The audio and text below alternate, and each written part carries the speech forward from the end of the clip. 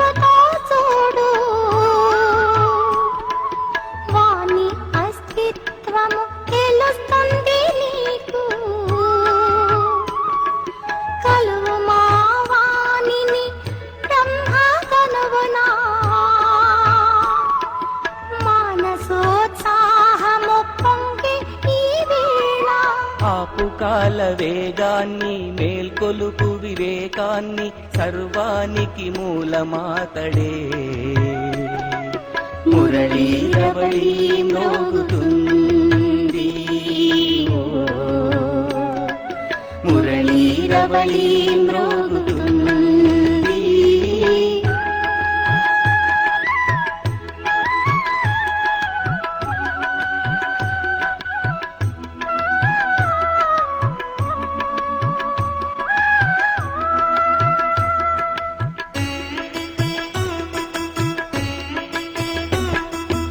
ఎప్పుడు ధమనులలో ప్రవహించునో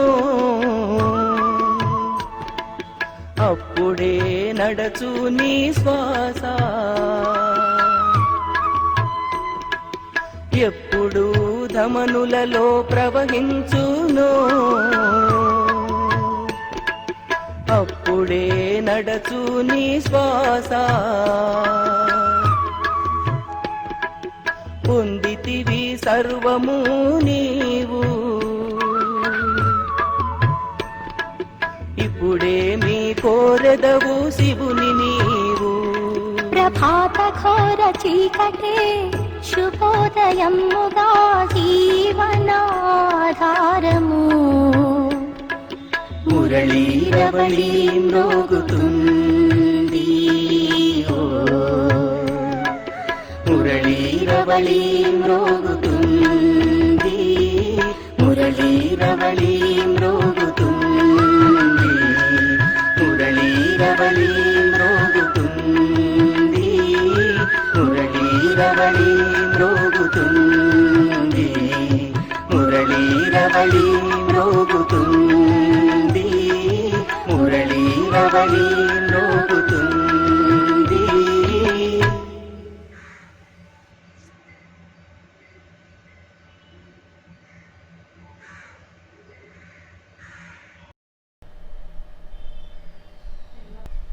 ఓం శాంతి.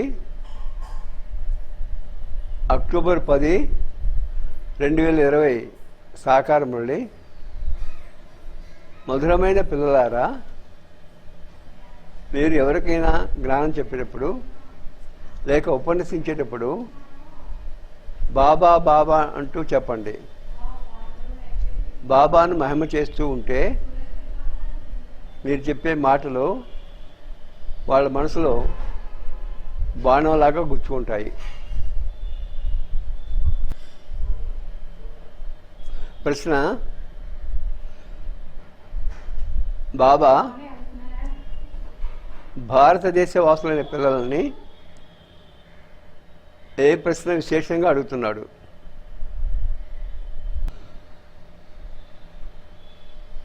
సమాధానము: భారతదేశ వాసులైన మీరు ఎంతో ధనవంతులుగా ఉండేవారు, షోడశకళా సంపన్నులుగా ఉండేవారు, దేవతా ధర్మానికి చెందినవారుగా ఉండేవారు, పవిత్రంగా ఉండేవారు, చాలా ధనవంతులుగా ఉండేవారు. అలా ఉండిన మీరు ఇంతగా ఎలా దివాలా తీశారు? కారణం తెలుసా? పిల్లలు, మీరు బానిసలుగా ఎలా అయ్యారు? ఇంత ధన సంపదలన్నీ ఎలా పోగొట్టుకున్నారు? పావనంగా ఉన్న మీరు పతితులుగా ఎలా అయ్యారో ఆలోచించండి. మీరు ఇటువంటి మాటలు బాబా బాబా అంటూ ఇతరులకు చెప్పండి. అప్పుడు వారు సులభంగా అర్థం చేసుకుంటారు. ఓం శాంతి. ఓం శాంతి అన్నప్పుడు తండ్రి తప్పక గుర్తుకు రావాలి. తండ్రి మొట్టమొదటి చెప్పే మాట మన్మనాభవ. ఇంతకు ముందు కూడా చెప్పాడు, ఇప్పుడు చెప్తున్నాడు. పిల్లలైన మీకు తండ్రిని గురించి తెలుసు. ఎప్పుడైనా సభలో ఉపన్యసించేందుకు వెళ్ళినప్పుడు వారికి తండ్రి ఎవరో తెలియదు. అయినా వారికి చెప్పేటప్పుడు కూడా శివబాబా ఇలా చెప్పాడు, ఆయన ఒక్కడే పవనంగా తయారు చేసేందుకు ఇక్కడికి వచ్చి తెలియజేస్తున్నాడు అని చెప్పండి.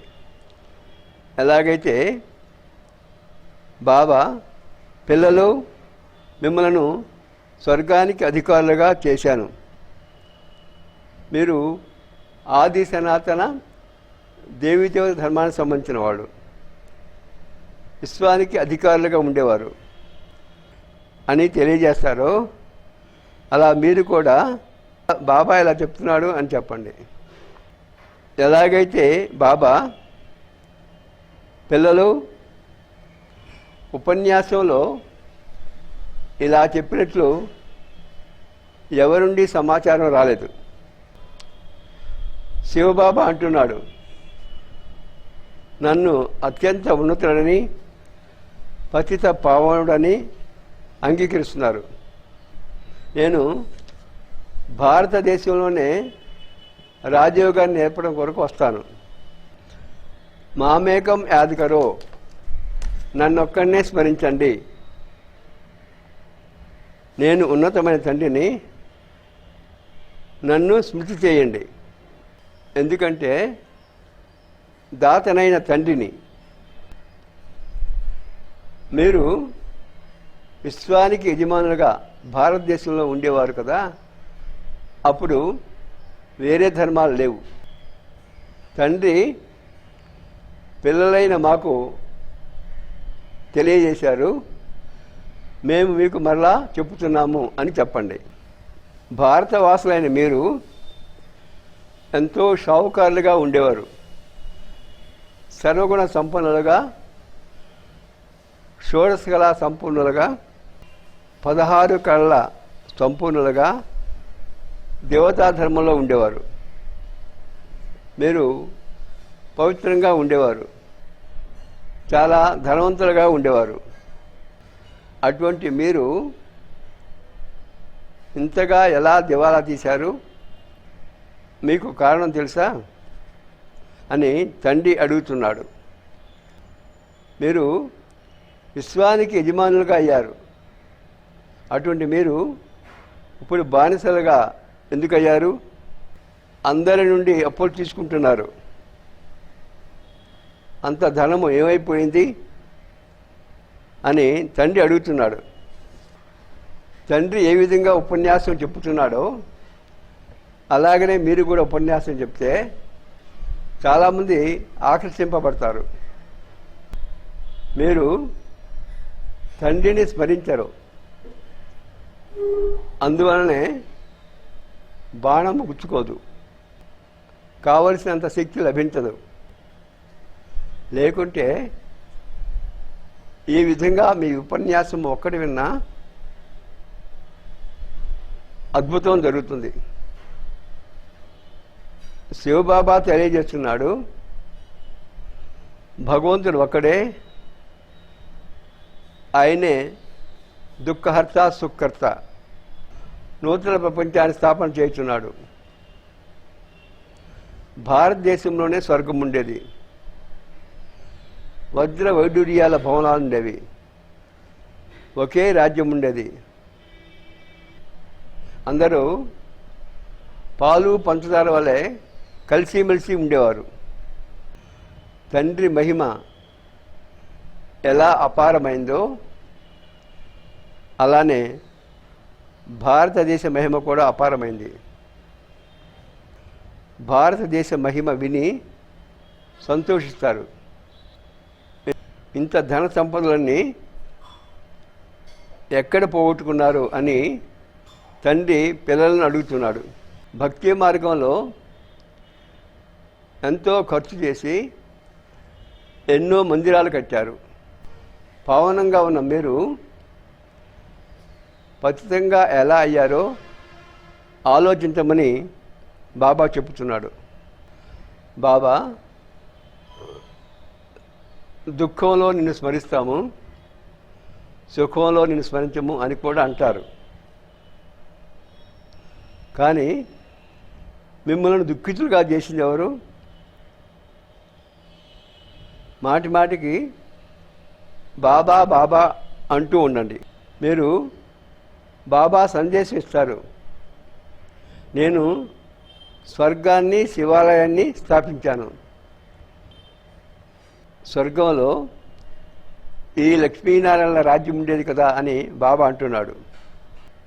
మీరు ఇది కూడా మర్చిపోయారు. రాధాకృష్ణులే స్వయంవరం తర్వాత లక్ష్మీనారాయణగా అవుతారు. కృష్ణుడు ఎవరైతే విశ్వానికి యజమానిగా ఉండేవాడో ఆయనకి కళంకం అంటగట్టారు. అలాగే నాకు కూడా కళంకం అంటగట్టారు. నేను మీ సద్గతి దాతను. నన్ను రాళ్లలో రప్పల్లో కుక్కల్లో పిల్లలు ఉన్నాడని అంటారు.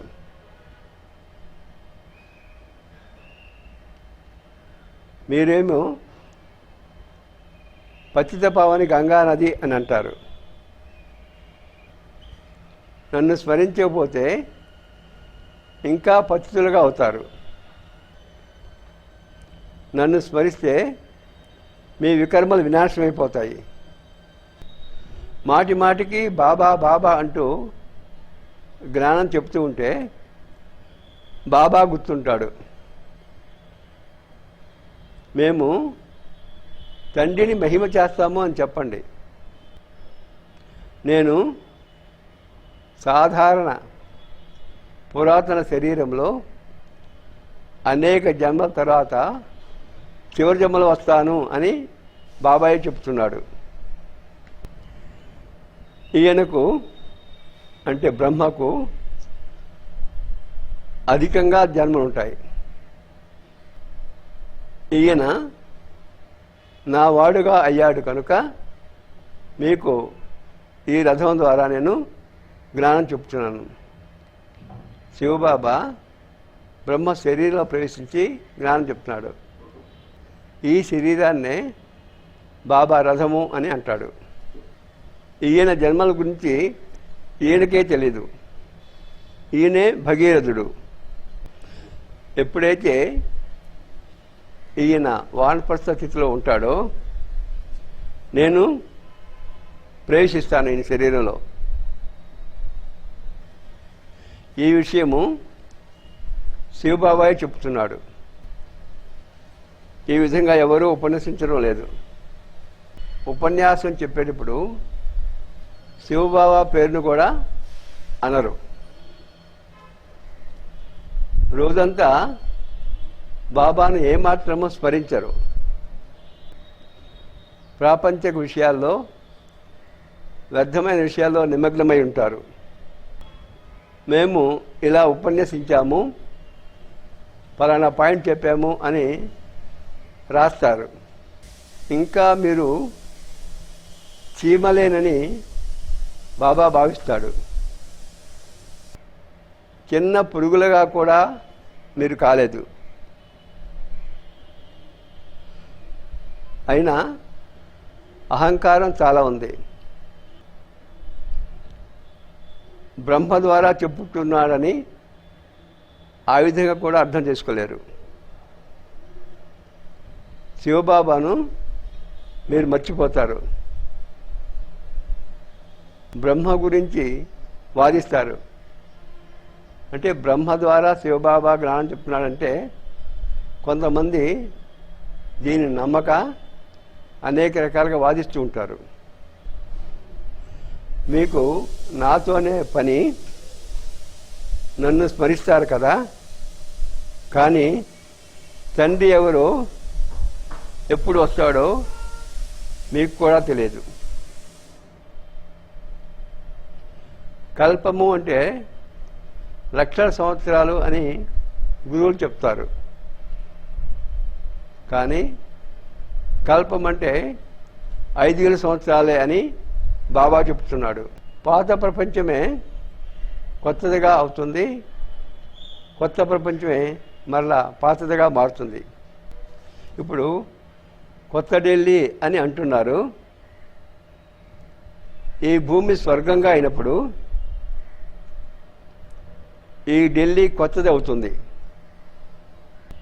నూతన ప్రపంచంలో కొత్త ఢిల్లీ యమునా నది తీరంలో ఉండేది. ఆ నదీ తీరంలో లక్ష్మీనారాయణల భవనాలు ఉండేవి. అప్పుడు అది స్వర్గం. ఇప్పుడు శ్మశానముగా అవుతుంది. అందరినీ పూడ్చిపెడతారు. అందుకే తండ్రి అంటున్నాడు, అత్యంత ఉన్నతమైన నన్ను స్మరిస్తే పవనంగా అవుతారు. ఎల్లప్పుడూ బాబా బాబా అంటూ జ్ఞానం చెప్పండి. బాబా అనే శబ్దము వాడకపోవడం చేత మీరు చెప్పేది ఎవరు వినరు. మీకు బాబా స్మృతి లేనందున మీ మాటలకు పదునుండదు. మీరు దేహాభిమానానికి లోనవుతారు. దెబ్బలు తింటూ ఎన్నో రకాల బంధనాల్లో ఉన్న మాటలు మీకంటే ఎక్కువగా నన్ను స్మరిస్తారు. ఎంతో ఆక్రందన చేస్తూ ఉంటారు. బాబా అంటున్నాడు, మీరందరూ ద్రౌపదులు కదా, ఇప్పుడు మీకు వస్త్రాపరణం జరగకుండా రక్షిస్తాను. మా తెలలో కూడా అటువంటి వారు కొందరుంటారు. వారికి కల్పకృతము పూతన మొదలగు పేర్లు పెట్టారు. ఆ విషయాన్ని మీరు మర్చిపోయారు.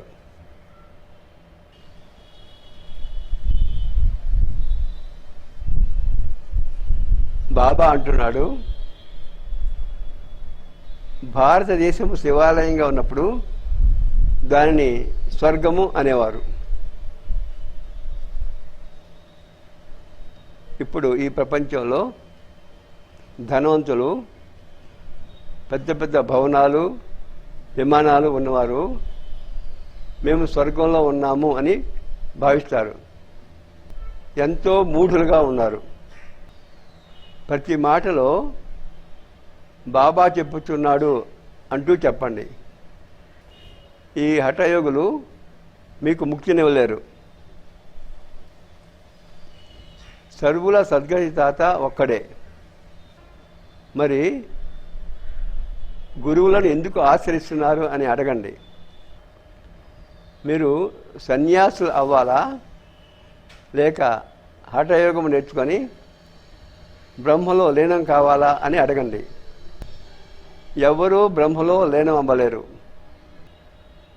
ఈ జగన్నాటకంలో పాత్రను అభినయించే చేరాలి. అందరూ అవినాశీ పాత్రధారులే. ఇది అనాది అవినాశీ డ్రామా. ఎవరికీ మోక్షం లభించదు. బాబా అంటున్నాడు, ఈ సాధువులను కూడా ఉద్ధరించుకోవడానికి నేను అవతరిస్తాను. పతిత పావని గంగానది ఎలా అవుతుంది? మీరు నన్ను పతిత పావనుడు అని అంటున్నారు కదా. నన్ను మర్చిపోవడం చేత నాతో సంబంధం తెగిపోవడం చేత మీకు ఈ గతి పట్టింది. ఇప్పుడు మళ్ళీ నాతో సంబంధం జోడిస్తే మీ వికర్మలు వినాశనం అవుతాయి. ముక్తిధామంలో పవిత్ర ఆత్మలు ఉంటారు. ఇప్పుడు ప్రపంచం అంతా పతితంగా అయింది. పవన ప్రపంచం గురించి మీకు తెలియనే తెలియదు. మీరందరూ పూజారులే, ఒక్కరు కూడా పూజ్యులు లేరు. బాబాను తలచి మీరు అందరినీ జాగృతం చేయవచ్చు. విశ్వానికి అధికారులుగా తయారు చేసే తండ్రినే మీరు నిందిస్తున్నారు. శ్రీకృష్ణుడు చిన్న బాలుడు, సర్వగుణ సంపన్నుడు. అట్టి కృష్ణుడు ఈ కార్యాన్ని ఎలా చేయగలడు? అంతేగాక కృష్ణుడు సర్వులకు తండ్రి ఎలా అవ్వగలడు? భగవంతుడు ఒక్కడే అని అంటారు కదా. నా శ్రీమతాన్ని అనుసరించినంత వరకు తుప్పు ఎలా తొలగిపోతుంది? ఆత్మ ఉన్న పాపాన్నే బాబా తుప్పు అంటాడు. అనేక జన్మలుగా చేసిన పాపము ఆత్మలో ఉన్నది అంటే ఈ ఆత్మకు తుప్పు పట్టింది అని. మీరు అందరినీ పూజించడం చేత మీకు ఏ గతి పట్టింది? అందుకే నేను మళ్ళీ రావాల్సి వచ్చింది. మీరు ఎంతగా ధర్మపురుషులుగా కర్మపురుషులుగా అయ్యారు. హిందూ ధర్మమును ఎవరు ఎప్పుడు స్థాపించారో చెప్పండి అని ప్రశ్నలు అడుగుతూ ఉపన్యసించండి. మాటి మాటికి మీకు తండ్రి స్మృతే రాదు. నాలో బాబాయే ప్రవేశించి మాట్లాడినట్టుందని ఎప్పుడో ఎవరో ఒకరు రాస్తుంటారు. బాబా చాలా సహాయం చేస్తుంటాడు, మీరు బాబాని స్మరించరు. అందువలన చీమల వలె చాలా తక్కువగా సేవ చేస్తున్నారు. బాబాని స్మరిస్తూ ఆయన పేరు వాడుతూ ఉంటే బాణము గుచ్చుకుంటుంది. బాబా చెప్పుచున్నాడు, పిల్లలు మీరే ఆల్రౌండ్ 84 జన్మల చక్రము పూర్తి చేశారు. అందుకే నేను వచ్చి మీకు చెప్పవలసి వచ్చింది. నేను భారతదేశంలోనే అవతరిస్తాను.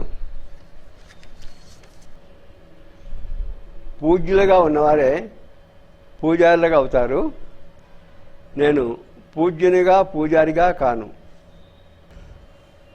బాబా చెప్పుచున్నాడు, బాబా చెప్పుచున్నాడు అనే రాగాన్ని అదే పనిగా మాటి మాటికి వినిపిస్తూ ఉండండి. మీరు ఈ విధంగా ఉపన్యసించండి.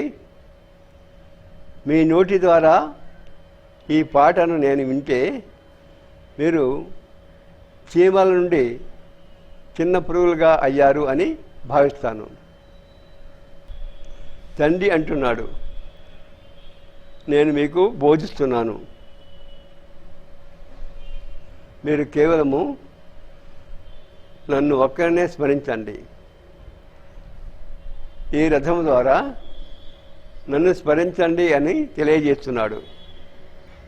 రథమును స్మరించరాదు అంటే బ్రహ్మ శరీరాన్ని స్మరించకూడదు. బ్రహ్మలో ప్రవేశించి చెప్పే శివబాబాని స్మరించాలి. బాబా ఇలా అంటున్నాడు, బాబా ఈ విధంగా అర్థం చెప్తున్నాడు అని మాటి మాటికి అంటూ ఉంటే దాని ప్రభావం ఎలా ఉంటుందో చూడండి.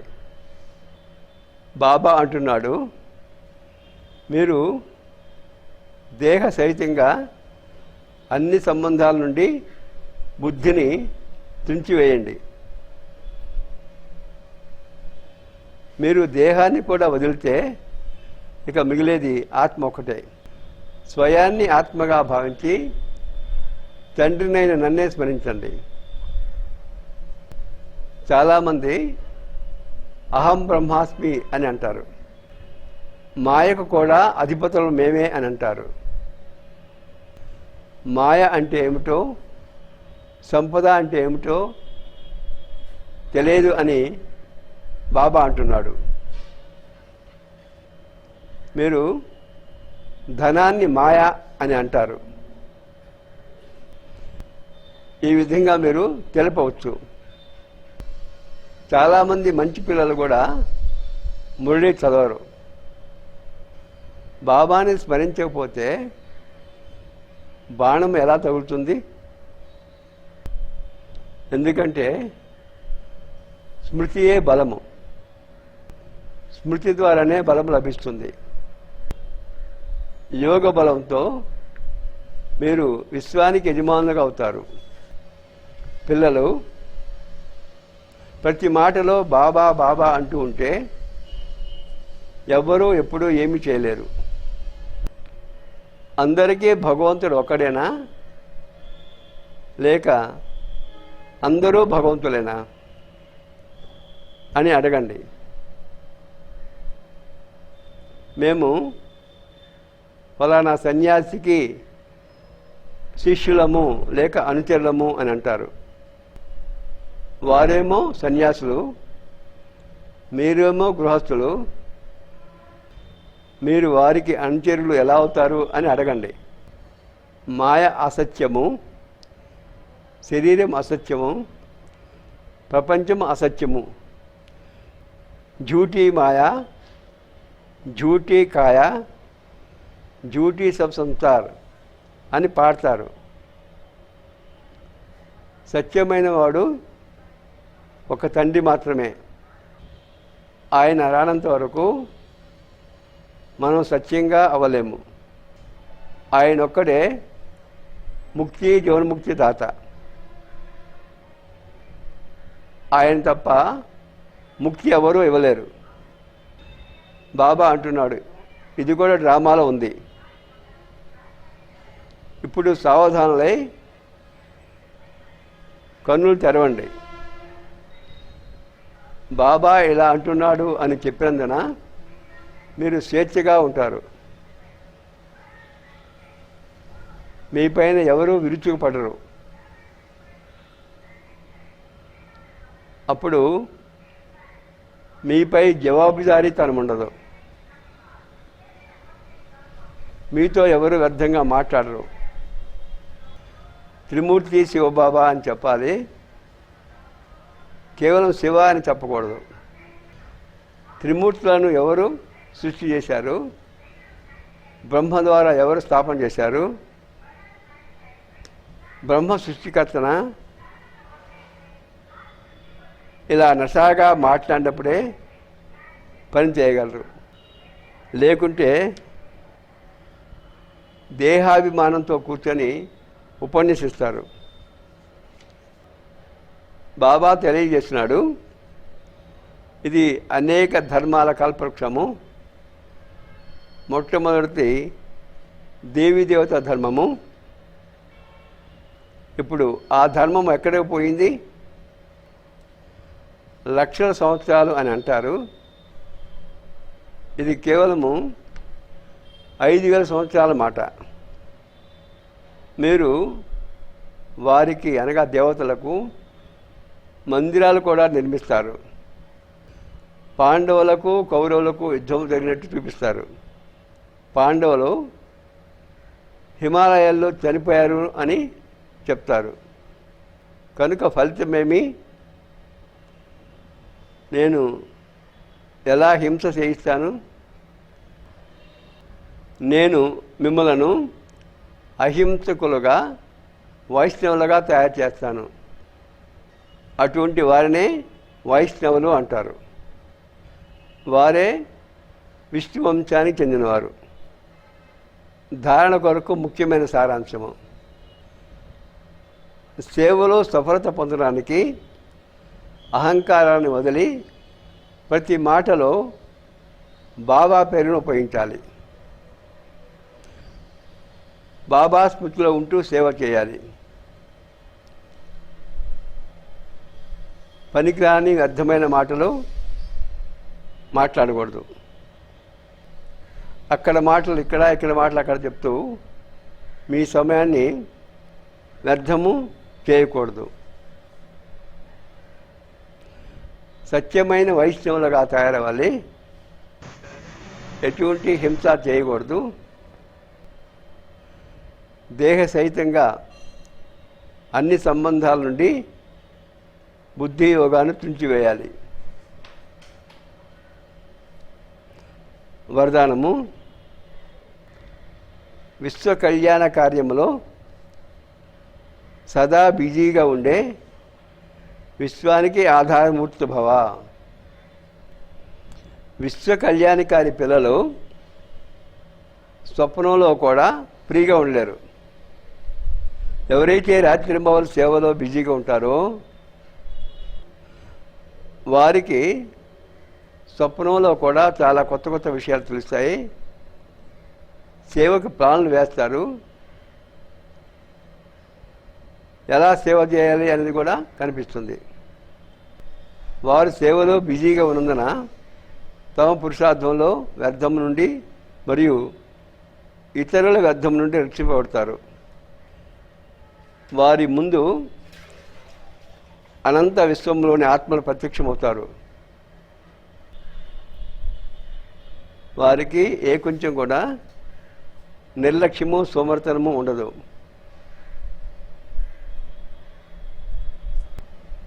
అటువంటి సేవాధారి పిల్లలకు ఆధారమూర్తులుగా అయ్యే వరదానం లభిస్తుంది. స్లోగన్: సంగమ యుగంలో ఒక్కొక్క సెకండు ఎన్నో సంవత్సరాలకు సమానం. అందువలన నిర్లక్ష్యంతో సమయాన్ని వ్యర్థము చేయకూడదు. అచ్చా, మధురాతి మధురమైన అపరూపమైన పిల్లలకు మాతాపిత బాప్దాదాల ప్రేస్మృతులు. మరి గుడ్ మార్నింగ్. ఆత్మిక పిల్లలకు ఆత్మిక తండ్రి నమస్తే. ఆత్మిక తండ్రికి ఆత్మిక పిల్లల యొక్క మధుర స్మృతులు మరియు నమస్తే. ఓం శాంతి.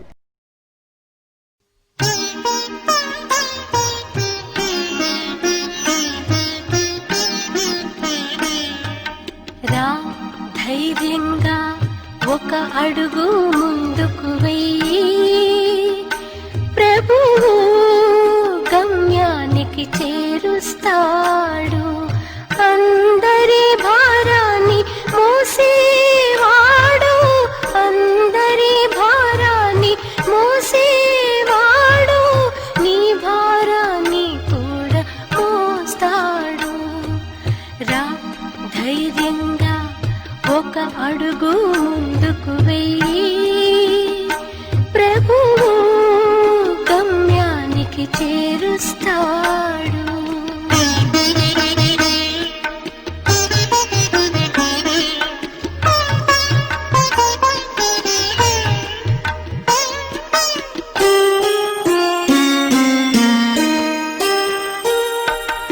ఎవరు ప్రభువును తోడుగా నమ్మారు వారే ప్రభువును తెలుసుకున్నవారు.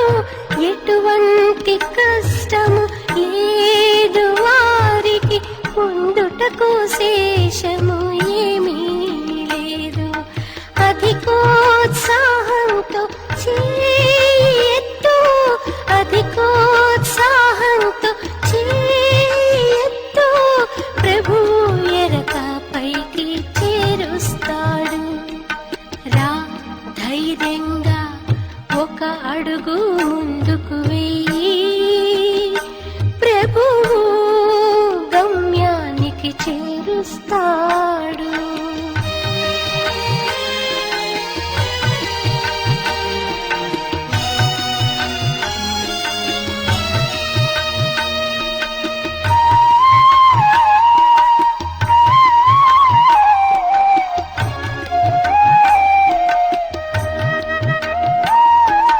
మనసుతో మనసుకు సారం లభించే ఆశల కుసుమాలు వికసించే, ఏమి జరిగినా తలచుకోకు, శుభ సంకల్పాల దీపం వెలిగించు, శుభ సంకల్పాల దీపం వెలిగించు, శుభ సంకల్పాల దీపం వెలిగించు. దేహ భ్రాంతిని వీడు నీవు, దేహ భ్రాంతిని వీడు నీవు, ప్రభువు నావను తటికి చేరుస్తాడు. రా ధైర్యంగా ఒక అడుగు ముందుకు వేయి, ప్రభువు గమ్యానికి చేరుస్తాడు.